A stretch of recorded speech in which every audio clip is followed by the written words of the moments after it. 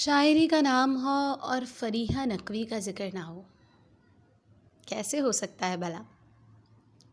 लिखती हैं, हाथों में रस्सियां हैं, पैरों में बेड़ियां हैं।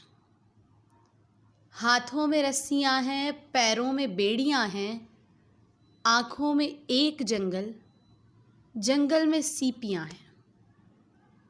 हाथों में रस्सियां हैं, पैरों में बेड़ियां हैं। आँखों में एक जंगल, जंगल में सीपियां हैं। मैं ख्वाब क्या सुनाऊं, होठों पे किरचियां हैं।